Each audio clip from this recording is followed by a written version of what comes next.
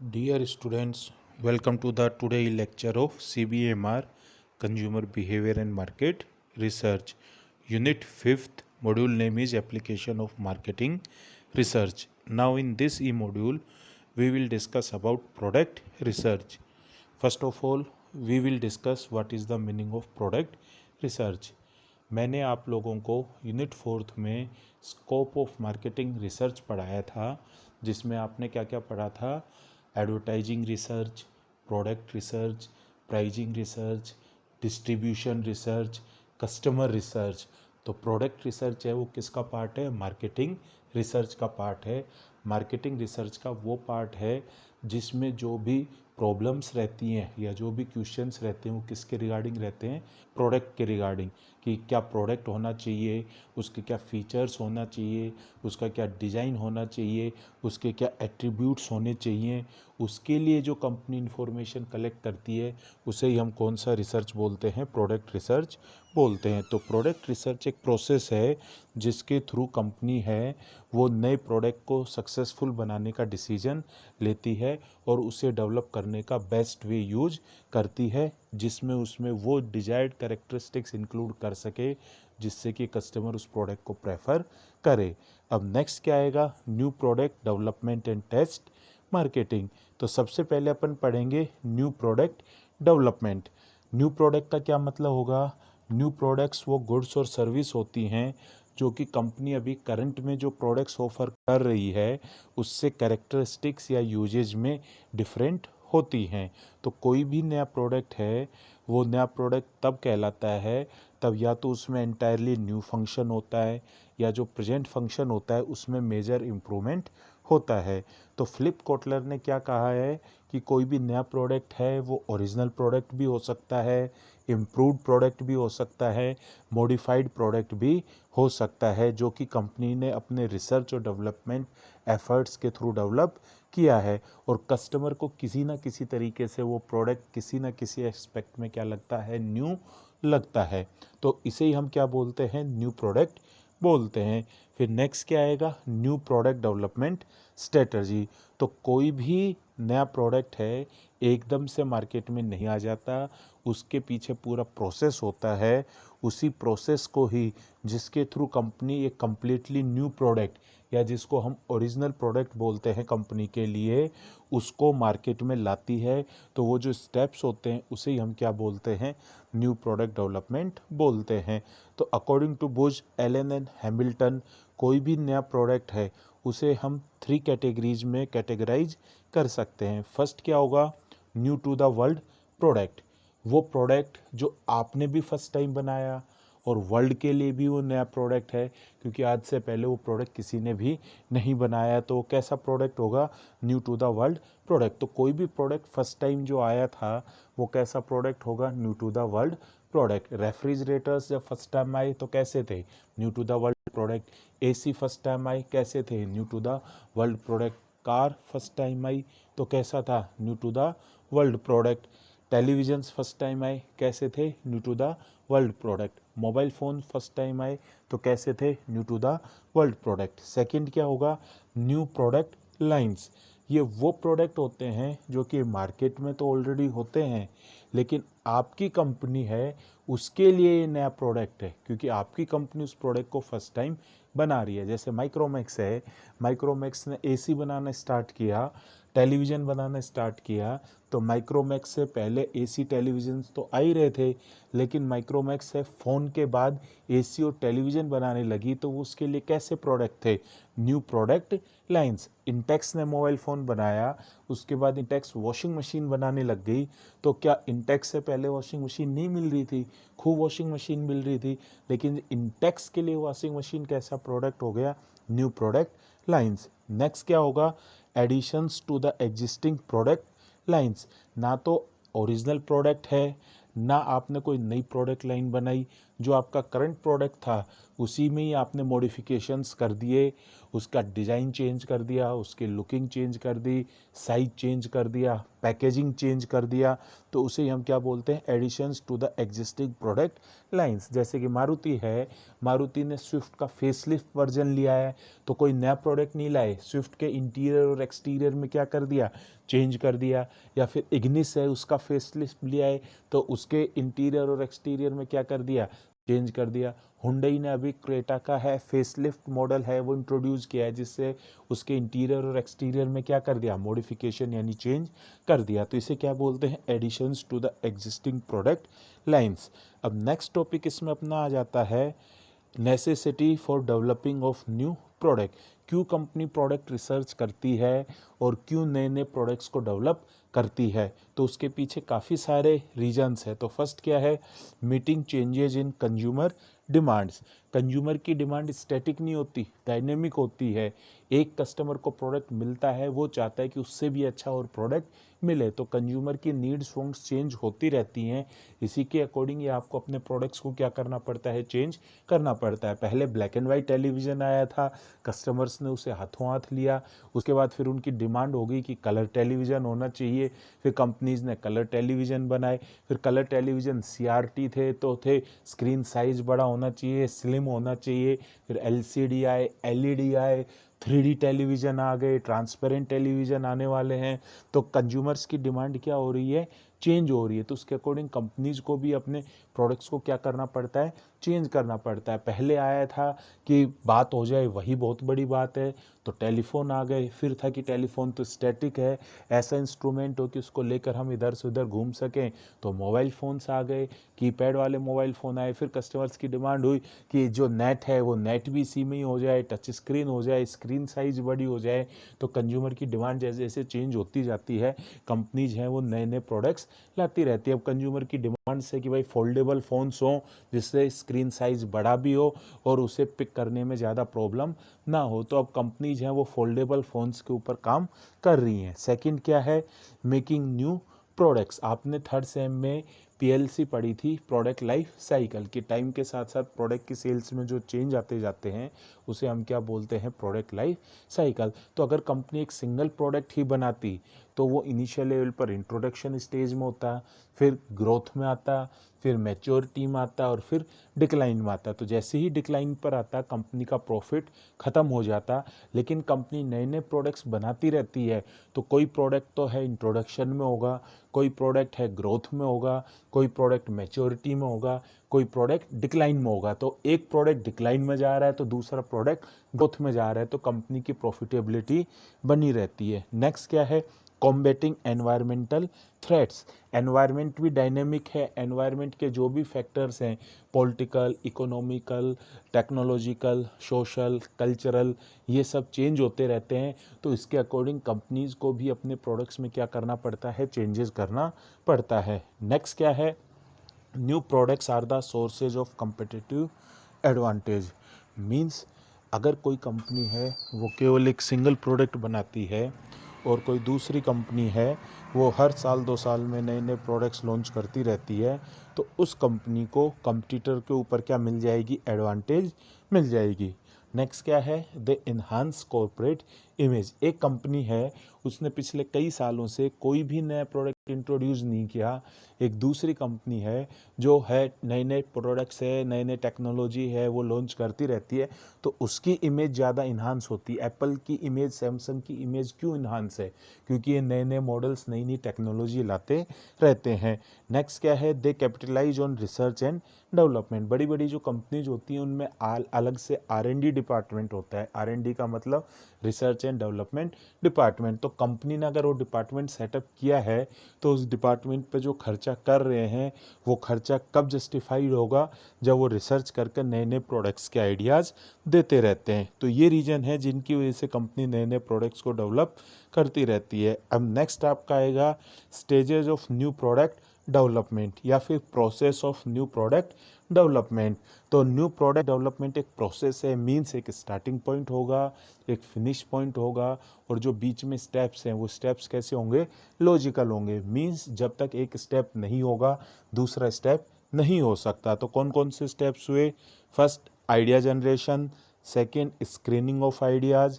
Third, concept development and business analysis. Fourth, market research. Fifth, product development. Sixth, test marketing. और seventh, commercialization. अब हम इन points को one by one detail से discuss करेंगे। तो फर्स्ट क्या आ जाता है? Idea generation. तो इस स्टेज का क्या ऑब्जेक्टिव होता है कि प्रोडक्ट के लिए नए आइडिया जनरेट करना, या जो एग्जिस्टिंग प्रोडक्ट है उसमें कोई नए एट्रीब्यूट्स डालना, या फिर जो करंट प्रोडक्ट है उसका नया यूजेज बताना। जैसे कि डिटोल है, डिटोल ऑलरेडी है, एंटीसेप्टिक लिक्विड था, कई सालों से है, वो काम आ रहा था, तो कंपनीज ने उसके आइडिया जनरेशन के थ्रू न्यू न्यू यूजेज सोचे। कैलॉग्स है, कॉर्नफ्लेक्स था, कंपनी ने उसके नए नए यूजेज सोचे कि मिल्क के अलावा उसको वैसे भी विदाउट मिल्क भी बच्चे खा सकते हैं। या करंट प्रोडक्ट्स हैं उसमें नए एट्रीब्यूट्स, जैसे गाड़ी में है ट्यूबलेस टायर आ गए, गाड़ी में है रियर डिफोगर आ गया, रियर पार्किंग सेंसर आ गए, रियर पार्किंग कैमरा आ गया, सनरूफ आ गई, इलेक्ट्रिकल मॉडल सब है, इलेक्ट्रिक मॉडल हैं वो अब आने वाले हैं। तो ये क्या है? एग्जिस्टिंग प्रोडक्ट्स में नए नए एट्रीब्यूट्स को करना और कंप्लीटली न्यू प्रोडक्ट बनाना। तो कोई भी नया प्रोडक्ट है उसका डेवलपमेंट कब होता है? तब आपको एक आइडिया आता है। तो जो बेसिकली आइडिया है वो प्रोडक्ट का सीड है। जब तक आइडिया नहीं आएगा प्रोडक्ट डेवलप नहीं होगा। तो the act of searching for new ideas is called idea generation. Idea है वो कहीं से भी आ सकता है, आइडिया आने के एक से ज़्यादा सोर्सेज हो सकते हैं। तो आइडियाज़ कहाँ कहाँ से मिल सकते हैं? खुद कस्टमर से भी आइडिया मिल सकते हैं, कंपनी जब रिसर्च कर रही है तो। डिस्ट्रीब्यूशन चैनल्स भी आइडिया दे सकते हैं, कंपनी का सेल्स फोर्स भी आइडिया दे सकता है, कंपटीटर ने प्रोडक्ट बनाया उससे भी आपको आइडिया मिल सकता है, कंपनी की जो R&D टीम है वो भी रिसर्च कर कर आइडिया दे सकती है। अगर आपकी ऑर्गेनाइजेशन छोटी है, आपके पास खुद का R&D डिपार्टमेंट नहीं है, तो जो R&D एजेंसीज होती हैं इंडिपेंडेंट, आप उनसे भी आइडिया जनरेट करा सकते हो। कंपनी का टॉप मैनेजमेंट भी आइडिया दे सकता है। टाटा नैनो का आइडिया किसको आया था? रतन टाटा को, कि लोगों के पास भारत में 1 लाख की गाड़ी होनी चाहिए। गवर्नमेंट भी आइडिया दे सकती है, जैसे कि फॉर एग्जांपल गवर्नमेंट है वो स्मार्ट इंडिया हैकेथॉन कराती है, जिसमें स्टार्टअप्स के गवर्नमेंट क्या लेती है? आइडियाज़ लेती है। अभी रिसेंटली कोविड-19 की वजह से ऐसी वियरेबल डिवाइसेस की डिमांड बढ़ गई है। गवर्नमेंट ने आइडिया दिया है कि आप ऐसी वियरेबल डिवाइसेस बनाओ जो कि है कोरोना के सिम्टम्स को आइडेंटिफाई कर सके और डॉक्टर को इन्फॉर्म कर सके। तो ये आइडिया किसने दिया? गवर्नमेंट एजेंसीज ने। ट्रेड एसोसिएशन, जो मैन्युफैक्चरर एसोसिएशंस होते हैं या ट्रेड एसोसिएशंस होते हैं, वो भी आपको आइडिया दे सकते हैं। यूनिवर्सिटीज़ में जो स्टूडेंट्स PhD कर रहे होते हैं, रिसर्च स्कॉलर्स होते हैं, वो भी आपको आइडिया दे सकते हैं। तो ये कुछ मेथड्स हैं जिनके थ्रू नए नए आइडियाज़ को जनरेट किया जाता है। तो फर्स्ट मेथड क्या है? Attribute listing. इसमें एक जो करंट में प्रोडक्ट है उसके एट्रीब्यूट्स जो होते हैं उन एट्रीब्यूट्स को लिस्ट किया जाता है और फिर कस्टमर से पूछा जाता है कि इन एट्रीब्यूट्स को कैसे मॉडिफाई किया जा सकता है जिससे कि हम उसको इम्प्रूव कर सकें। जैसे कि फॉर एग्जांपल एक कार है, आपने उस कार के एट्रीब्यूट्स लिख लिए, interior, exterior, interior music system, इसके अलावा उसमें फीचर्स। तो फिर कस्टमर से पूछा जाएगा बताओ इन एट्रीब्यूट्स में क्या चेंज कर सकते हैं। तो जैसे कस्टमर ने बताया कि इंटीरियर में बैक सीट पर स्पेस कम है, तो वो उसने क्या दिया आपको? सजेशन दिया। या किसी ने बताया कि डोर, जो इसके डोर्स हैं वो डोर्स पूरे ओपन नहीं होते, तो इनग्रेस और आउटग्रेस में प्रॉब्लम आती है। किसी ने बताया कि गाड़ी की जो विड्थ है वो कम है, पीछे की सीट पर 3 पैसेंजर्स आराम से नहीं बैठ पाते। तो ये जो आपने एट्रीब्यूट्स बताए थे, किसी ने बताया कि जो इसका AC है वो ऑटोमेटिक होना चाहिए, मैनुअल AC है। तो ये एट्रीब्यूट्स आपने बताए, लिस्ट किए, कस्टमर्स ने उसके क्या दिए? ओपिनियंस दिए। जैसे मोबाइल फ़ोन है, आपने मोबाइल फ़ोन के एट्रीब्यूट्स लिख दिए, कैमरा है, स्क्रीन साइज़ है, रैम है, डिज़ाइन है, कलर्स हैं। तो फिर कस्टमर से आप आइडियाज़ मांगते हो कि हमारे प्रोडक्ट में इन एट्रीब्यूट्स में हम क्या क्या चेंज कर सकते हैं। तो किसी ने कहा कि इसका जो स्क्रीन साइज़ है वो इंक्रीज़ करना चाहिए, किसी ने कहा कैमरा क्वालिटी है वो इम्प्रूव करनी चाहिए, किसी ने कहा प्रोसेसर है वो इम्प्रूव करना चाहिए, किसी ने कहा फिंगरप्रिंट स्कैनर इंक्लूड करना चाहिए। तो इससे हमें आइडियाज़ मिल जाते हैं। सेकंड क्या है? Force relationship. इसमें बेसिकली क्या होते हैं, 2 अलग अलग प्रोडक्ट्स होते हैं। कस्टमर्स को बोला जाता है कि आप इन 2 प्रोडक्ट्स को अगर मर्ज किया जाए तो क्या एक प्रोडक्ट हम बनाएं, तो आप उस प्रोडक्ट को है परचेज करोगे, यूज करोगे। तो फोर्स्ड रिलेशनशिप, जैसे कि फॉर एग्जांपल कोई कंपनी है वो बेड बना रही है और सोफ़ा बना रही है, तो 2 अलग अलग प्रोडक्ट हैं। बेड एक अलग प्रोडक्ट है और सोफ़ा एक अलग प्रोडक्ट है। कंपनी उनको कंबाइन कर कर एक सिंगल प्रोडक्ट बना रही है, बेड कम सोफ़ा सेट, कि आप उस पर सो भी सकते हो, बेड भी बन सकता है और वो सोफ़ा सेट भी बन सकता है, जिससे कि आपकी फर्नीचर है वो लिमिटेड स्पेस में आ जाए। क्योंकि आजकल मेट्रो सिटीज़ में बड़े बड़े हैं फ्लैट्स नहीं होते हैं, तो वहाँ पर सोफ़ा और बेड रखने की जगह नहीं होगी, तो आप उसको सोफ़ा भी बना सकते हो और आप उसको बेड भी बना सकते हो। तो आपने 2 अलग अलग प्रोडक्ट में क्या दिखा दी, फोर्स्ड रिलेशनशिप दिखा दी। जैसे कि फॉर एग्जांपल एक पेन है और एक पेन ड्राइव है, 2 अलग अलग प्रोडक्ट हैं, तो कंपनी ने दोनों की फोर्स्ड रिलेशनशिप दिखाकर एक प्रोडक्ट बना दिया कि वो पेन भी है और उसमें पीछे से आप उसको अगर खींचते हो तो उसमें से पेन ड्राइव भी निकल जाती है। तो ये कौन सा तरीका हुआ, फोर्स्ड रिलेशनशिप। नेक्स्ट क्या होगा, मोर्फोलॉजिकल एनालिसिस। तो इसमें स्टेज क्या है, सबसे पहले जो पैरामीटर्स हैं किसी प्रोडक्ट के उनको लिस्टेड किया जाता है, फिर ईच पैरामीटर्स में अलग अलग पार्ट्स लिस्ट किए जाते हैं, फिर एक मैट्रिक्स बनाई जाती है रो और कॉलम के इंसर्टन से, और जितने भी कॉम्बिनेशंस आ जाते हैं वो कॉम्बिनेशंस को उनमें लिखा जाता है, और फिर मोर्फोलॉजिकल एनालिसिस किया जाता है। कस्टमर से, रिस्पोंडेंट से पूछा जाता है कि बताओ इनमें से सबसे बेस्ट कॉम्बिनेशन कौन सा होगा। जैसे कि फॉर एग्जांपल एक कंपनी है वो अपने बॉल पॉइंट पेन को इम्प्रूव करना चाहती है, तो उसने अलग अलग मटेरियल, अलग अलग पैरामीटर्स लिए हैं। उसकी शेप है, मटेरियल है, उसका कैप है, उसके इंक शोर्स हैं। तो जो उसकी शेप है वो सिलेंड्रिकल हो गई, फेसेटेड हो गई, स्क्वायर हो गई, बेंडेड हो गई, स्क्यूपलेटेड हो गई, मटेरियल में मेटल हो गया, ग्लास हो गया, वुड हो गया, पेपर हो गया, कैप है अटैच्ड है या कैप है ही नहीं, या रिट्रैक्ट्स है या क्लीनिंग कैप है, इंक सोर्स में नो कार्डिएज है, परमानेंट इंक है, पेपर कार्डिएज है, कार्डिएज मेड है। तो एक इन्वेंशन निकल कर आया इन सब से कि एक क्यूब पेन हो जिसके एक कोने से तो लिखा जाता है, बाकी जो 6 फेसेस हैं उन पर हम ऐड कर सकें, कैलेंडर प्रिंट कर सकें या फोटो प्रिंट कर सकें। तो ये कौन सा एनालिसिस हुआ, मोर्फोलॉजिकल एनालिसिस हुआ। नेक्स्ट क्या है, प्रॉब्लम एनालिसिस। इसमें एक जो पर्टिकुलर प्रॉब्लम है, एक पर्टिकुलर प्रोडक्ट है, उस प्रोडक्ट में क्या प्रॉब्लम आती हैं, ये आ रही हैं, ये कस्टमर से पूछा जाता है और फिर उस प्रॉब्लम का एनालिसिस कर कर प्रोडक्ट को इम्प्रूव किया जाता है। जैसे कि फॉर एग्जांपल कोई कंपनी 4 व्हीलर बना रही है, तो वो अपने कस्टमर से पूछ रही है कि आपको इस 4 व्हीलर में क्या प्रॉब्लम आ रही है। तो ज़्यादा कस्टमर्स कह रहे हैं कि इसका जो इंजन है वो इंजन नॉइज बहुत ज़्यादा करता है, केबिन के अंदर भी उसके वाइब्रेशन आते हैं और नॉइज आती है। तो वो उस प्रोडक्ट में क्या आ रही है, प्रॉब्लम आ रही है। तो कंपनी ने है उस प्रोडक्ट के इंजन पर काम करना स्टार्ट किया और उसके इंजन को क्या कर दिया, इम्प्रूव कर दिया। तो इसे हम क्या बोलते हैं, प्रॉब्लम एनालिसिस बोलते हैं। नेक्स्ट क्या है, ब्रेन स्ट्रोमिंग।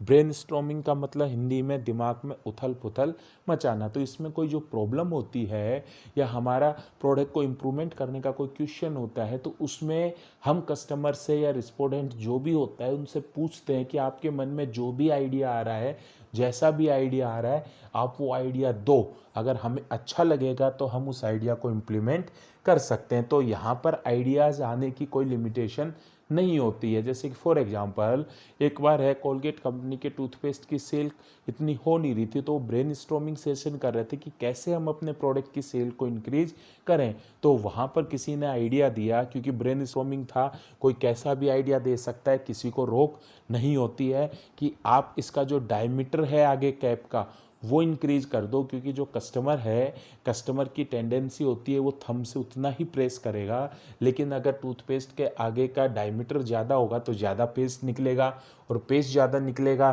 तो प्रोडक्ट जल्दी ख़त्म होगा, और ख़त्म जल्दी होगा तो उसकी सेल ज़्यादा होगी। तो ये किससे आया आइडिया, ब्रेन स्टॉर्मिंग सेशन से आया। नेक्स्ट क्या है, सिनेप्टिक्स। इसका क्या मतलब होगा, ये ब्रेन स्टॉर्मिंग सेशन से थोड़े जर्नल होते हैं। ब्रेन स्टॉर्मिंग सेशन में हमें प्रॉब्लम का पता होता है, उसके लिए हमें है आइडियाज़ देने होते हैं। इसमें जो कंपनी है ये सिनेप्टिक्स कर रही है वो रिस्पोंडेंट या कस्टमर्स को रीजन नहीं बताती है, वो उनसे क्या लेती है, जर्नल आइडियाज़ लेती है। तो कस्टमर को कोई स्पेसिफिक प्रॉब्लम का आइडिया नहीं होता, तो उसमें पार्टिसिपेंट्स को अपने व्यू पॉइंट्स देने होते हैं। जैसे कि कंपनी ने पूछा कि अगर आपको मोबाइल फ़ोन चाहिए तो बताओ उस मोबाइल फ़ोन में क्या क्या चीज़ें होनी चाहिए, आप कैसा मोबाइल फ़ोन चाहते हो। तो उसको ये नहीं बता रही कि हमारे भाई मोबाइल फ़ोन है, हम उसमें इम्प्रूवमेंट करना चाहते हैं या नया मोबाइल फ़ोन बनाना चाहते हैं। तो वो कौन सा मेथड होगा, सिनेप्टिक्स मेथड होगा। अब नेक्स्ट क्या आ जाता है, आइडिया स्क्रीनिंग। आइडिया जनरेशन तो बेसिकली रिक्रूटमेंट है। रिक्रूटमेंट में हम क्या करते हैं कि एक पर्टिकुलर पोस्ट के लिए ज़्यादा से ज़्यादा कैंडिडेट्स को अप्लाई करवाते हैं।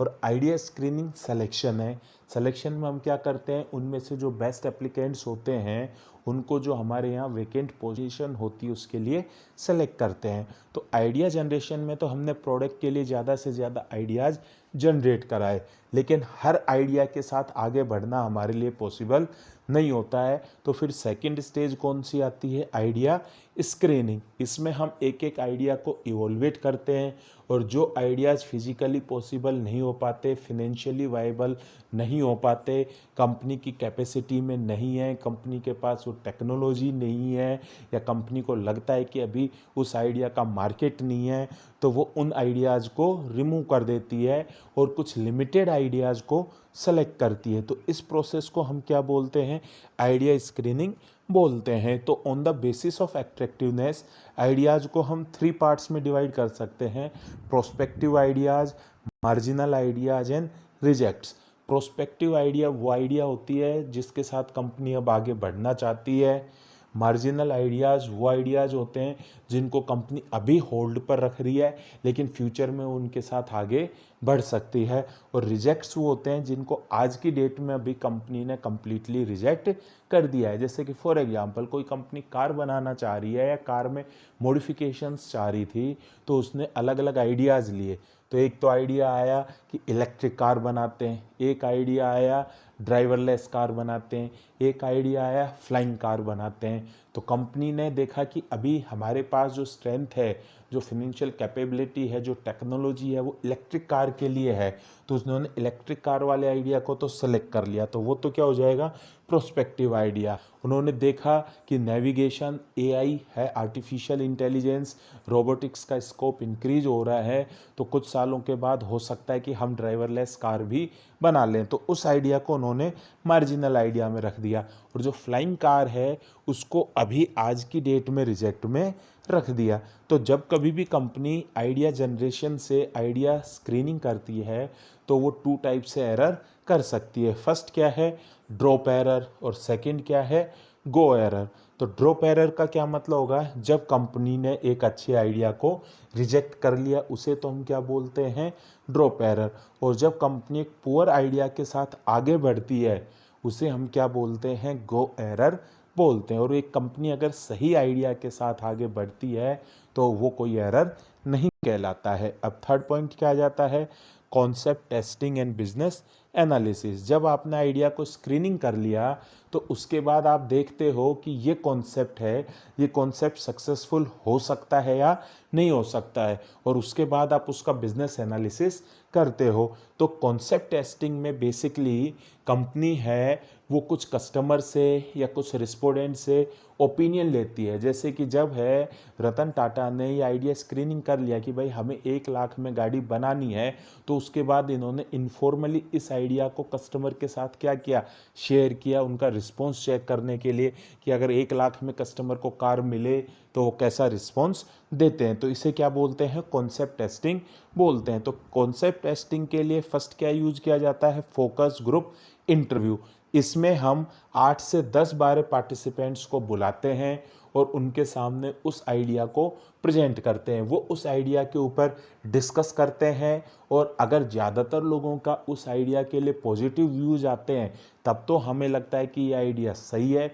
और अगर ज़्यादातर कस्टमर्स या रिस्पोंडेंट्स जो फोकस ग्रुप इंटरव्यू में हैं अगर वो उस आइडिया से सहमत नहीं हो रहे हैं तो हम उस आइडिया को कॉन्सेप्ट टेस्टिंग पर रोक देते हैं। नेक्स्ट क्या है, मोनेडिक टेस्ट। मोनेडिक टेस्ट का क्या मतलब होगा कि इसमें सपोज है फॉर एग्जाम्पल आपके पास 4 आइडियाज़ हैं, आप 40 रिस्पोंडेंट्स उन आइडियाज़ के बारे में लेना चाहते हो, तो आप है 40 को 4 से डिवाइड करोगे तो कितने रिस्पोंडेंट्स आ गए? 10 रिस्पोंडेंट्स। तो आप 10 रिस्पोंडेंट्स को एक आइडिया दे दोगे जो आपका कॉन्सेप्ट था, दूसरे ग्रुप को दूसरा कॉन्सेप्ट बता दोगे, तीसरे ग्रुप को तीसरा कॉन्सेप्ट दे दोगे और चौथे ग्रुप को चौथा कॉन्सेप्ट दे दोगे। उसके बाद जिसको फर्स्ट कॉन्सेप्ट दिया वो उसके ऊपर रेटिंग करेंगे, सेकंड ग्रुप वाले सेकंड पे करेंगे, थर्ड ग्रुप वाले थर्ड पे करेंगे और फोर्थ ग्रुप वाले फोर्थ पे करेंगे। तो जिस कॉन्सेप्ट में सबसे ज़्यादा रेटिंग आएगी, ज़्यादा पॉजिटिव ओपिनियंस आएंगे, उसको हम सेलेक्ट कर लेते हैं। यहाँ हम एक रिस्पोंडेंट वाले ग्रुप को दूसरा कॉन्सेप्ट नहीं दिखाते क्योंकि वो आपस में उससे क्या करने लग जाएगा? कंपैरिजन करने लग जाएगा। नेक्स्ट क्या है? Paired comparison test.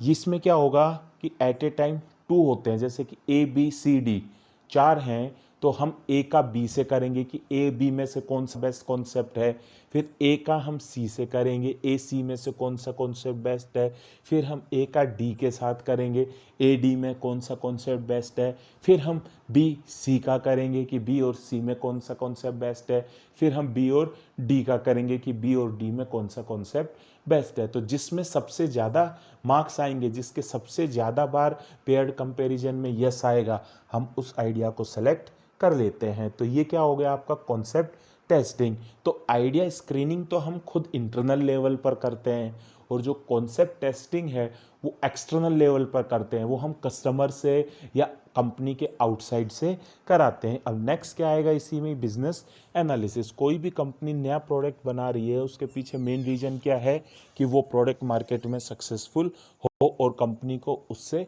प्रॉफिट हो, उसकी सेल हो। तो कंपनी ये भी तो चेक करेगी कि ये जो हम नया प्रोडक्ट बना रहे हैं इससे हमें बेनिफिट होगा या नहीं होगा, तो उसका बिजनेस एनालिसिस भी करती है। तो बिजनेस एनालिसिस के लिए टोटल सेल्स एस्टिमेशन, आप सेल्स फोरकास्टिंग में पढ़ चुके हो कि आप है नए प्रोडक्ट की सेल्स को है वो क्या कर सकते हो? फोरकास्ट कर सकते हो। तो सेल्स फोरकास्टिंग से हमें टोटल सेल्स एस्टिमेशन पता चल जाएगा। एस्टिमेटिंग कॉस्ट एंड प्रॉफिट्स, हम उसको बना रहे हैं, उसकी फिक्स कॉस्ट और वेरिएबल कॉस्ट है वो हमें पता चल जाएगी। तो सेल्स में से हम कॉस्ट को माइनस करेंगे तो हमारा क्या निकल आएगा? प्रॉफिट। तो अगर हमें लग रहा है कि इसमें हमारा प्रॉफिट हो सकता है तभी हम उस कॉन्सेप्ट के साथ आगे बढ़ेंगे, और अगर लगता है कि नहीं इस कॉन्सेप्ट में अभी फ़िलहाल प्रॉफिट नहीं हो रहा है, घाटे का सौदा है, तो हम उस कॉन्सेप्ट के साथ आगे नहीं बढ़ेंगे। अब नेक्स्ट क्या आ जाता है? Fourth point, market research. इसमें आप मार्केट रिसर्च करते हो कस्टमर की नीड्स वांट्स को आइडेंटिफाई करने के लिए। कई बार आप अपने प्रोडक्ट का नेम आइडेंटिफाई करना चाहते हो या आप अपने प्रोडक्ट की है स्केच है वो फीचर्स आइडेंटिफाई करना चाहते हो। जैसे हिंदुस्तान यूनिलीवर लिमिटेड है, उसने इंडिया में डिसाइड कर लिया कॉन्सेप्ट की ब्यूटी क्रीम के साथ आना है, और उन्होंने बिजनेस एनालिसिस भी कर लिया था कि इंडिया में जब हम ब्यूटी क्रीम के साथ आएंगे तो ये हमें प्रॉफिटेबल रहेगा। तो उन्होंने मार्केटिंग रिसर्च किया कि क्या ब्यूटी क्रीम से उनको एक फीचर चाहिए, ब्यूटी क्रीम से वो क्या एक्सपेक्ट करते हैं। तो ज़्यादातर इंडियंस ने ब्यूटी क्रीम से बोला फेयरनेस, कि हमें ब्यूटी क्रीम से गोरापन चाहिए। तो उसके बेस पर जो कंपनी है HUL, उसने अपने प्रोडक्ट का नाम क्या रखा? Fair and lovely. तो जो उसने नाम रखा था फेयर एंड लवली, किसके बेस पर रखा था? मार्केटिंग रिसर्च के बेस पर रखा था। नेक्स्ट क्या है?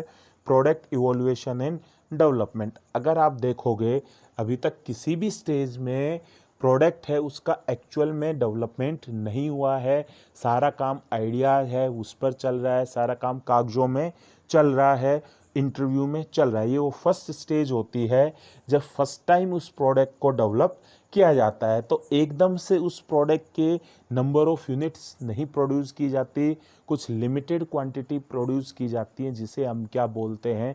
प्रोटोटाइप बोलते हैं। प्रोटोटाइप का मतलब उस प्रोडक्ट में वही सारे टेंजिबल है फीचर्स होंगे, इंटेंजिबल एट्रीब्यूट्स होंगे जो एक्चुअल में प्रोडक्ट में होते हैं। अब नेक्स्ट क्या आएगा? Test marketing. अब कंपनी है उसने जो लिमिटेड प्रोडक्ट्स बनाए हैं उन लिमिटेड प्रोडक्ट्स की वो क्या करती है, टेस्ट मार्केटिंग करती है, उनको मार्केट में इंट्रोड्यूस करती है कुछ टाइम पीरियड के लिए। और जो बेसिकली टेस्ट मार्केटिंग है वो कहाँ की जाती है, मेट्रो सिटीज़ में की जाती है। क्यों? क्योंकि मेट्रो सिटीज़ में पॉपुलेशन डेंसिटी ज़्यादा होती है, कम जगह पर ज़्यादा लोग रहते हैं, इनोवेटर्स कैटेगरी वाले लोग ज़्यादा रहते हैं जो कि नए प्रोडक्ट्स को जल्दी से एक्सेप्ट करते हैं, तो वहाँ हम टेस्ट मार्केटिंग करते हैं। टेस्ट मार्केटिंग में भी कंपनी का पैसा खर्च होता है क्योंकि उन्होंने प्रोडक्ट डेवलप किया है, उसमें खर्च हुआ, वहाँ एडवर्टाइजिंग करनी पड़ेगी, डिस्ट्रीब्यूटर्स को मार्जिन देना पड़ेगा, कस्टमर्स को इंसेंटिव्स देने पड़ेंगे कि उनके प्रोडक्ट को यूज़ कर कर देखें। टेस्ट मार्केटिंग है 5 महीने के लिए भी हो सकती है, 6 महीने के लिए भी हो सकती है, 1 साल के लिए भी हो सकती है। टेस्ट मार्केटिंग में जो कस्टमर्स के रिव्यूज़ आते हैं उनके बेस पर कंपनी अपने प्रोडक्ट्स में वापस से क्या करती है, मॉडिफिकेशन करती है। और जब कंपनी उसके फाइनल मॉडिफिकेशन कर लेती है तो फिर लास्ट स्टेज कौन सी आती है, कमर्शियलाइजेशन। तो कमर्शियलाइजेशन वो स्टेज होती है जिसमें कंपनी अब लार्ज स्केल पर उस प्रोडक्ट का है कमर्शियलाइजेशन वो स्टेज है जिसमें कंपनी लार्ज स्केल पर अब उस प्रोडक्ट की मैन्युफैक्चरिंग करना स्टार्ट कर देती है। और उसके लिए अवेयरनेस के लिए कंपनी है पहले से ही उसका अनाउंसमेंट स्टार्ट कर देती है। जैसे कंपनी है उसने टाटा मोटर्स ने 2-3 महीने पहले से अनाउंसमेंट स्टार्ट कर दिया था, advance booking for Tata Altroz 21 Jain 2020 को मार्केट में ऑफिशियली क्या हो रही है, रिलीज हो रही है, जिससे कि मार्केट में उसका बज बन सके। और जैसे ही प्रोडक्ट का कमर्शियलाइजेशन स्टार्ट हो जाता है वो प्रोडक्ट लाइफ साइकिल की कौन सी स्टेज में आ जाता है, इंट्रोडक्शन स्टेज में आ जाता है। तो ज़्यादातर कंपनी जो कमर्शियलाइजेशन के लिए इवेंट मार्केटिंग का यूज़ करती हैं और अपने प्रोडक्ट को एक इवेंट के थ्रू मार्केट में इंट्रोड्यूस करती हैं। तो इसी के साथ ही आपका ये टॉपिक था प्रोडक्ट रिसर्च, ये कंप्लीट हो गया। Thank you very much.